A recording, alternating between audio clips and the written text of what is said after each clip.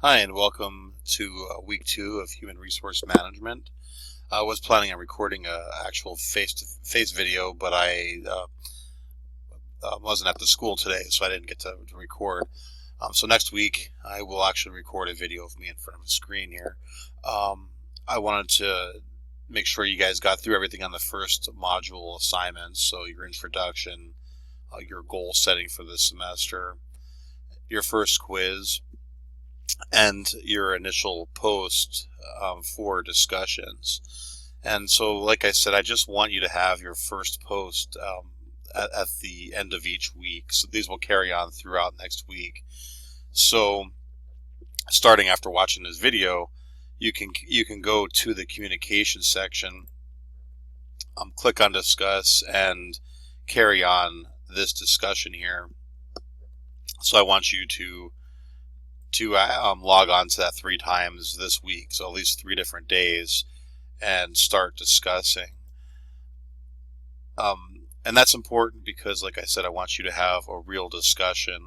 I want you to be engaged with each other, and that doesn't happen with the way we traditionally do these classes. So this week we're going to carry on with the same format.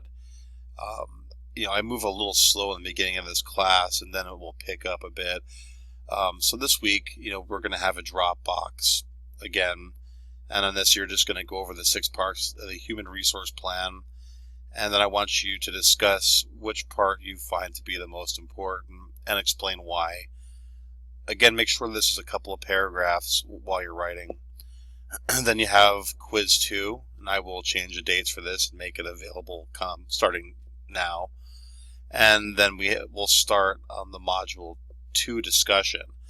And again, for this discussion, just put your initial post down. So you're going to watch this video, and it's going to look at Google and see some things they're doing. And I want you to discuss the main takeaway that you get from this presentation, and then explain how this could be applied to businesses of any size. A key point to this class is that human resources is a function that takes place in any size business. So if you're Google, of course, you have a lot of people to be responsible for, but people who run smaller organizations can benefit from some of the insight of these larger companies that have been very successful, and vice versa. So in a smaller organization, the manager, the owner, is likely to be performing the human resource functions until they get to a point where they decide to delegate that out and start moving some of those functions. But as a headhunter, I do see some larger companies, some aspects of human resources are still carried out by the executives and the people who started the company. So make sure you think about that while you're watching these videos. I know some of you are never planning on working for a very large company, but still you can gain a lot of knowledge from how they operate. Again, I have a PowerPoint when I do a class, whether it be face-to-face or online. I do not go and rehash a PowerPoint. I know in some classes, students expect the teacher to go through these and read them, to the students. It's kind of redundant. So I take a flipped class model. So I expect you to read the information. If you want more information, the PowerPoints are there. You don't need them. They're just optional. But like I said, they're there for your convenience. Another thing I want you to do this week is to start thinking of a topic in human resources that you're interested in learning more about. So as we go through the class, I'm going to have you research and write about a topic, and then we're going to share these papers with our peers.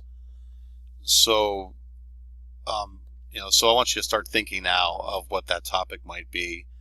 We'll start working on that in the next couple of weeks. So again, you have the assignment sheet. If you work your way through this, everything should be fine. I will also set up a checklist. So I hope that's working out for you guys. If you have any questions, make sure that you send me an email on D2L. Just click up here and send me an email. If you need to speak with anybody in the class, you can go to the class list and go through and choose who you're going to send an email to and get in touch with them. So we're able to reach out to each other and communicate.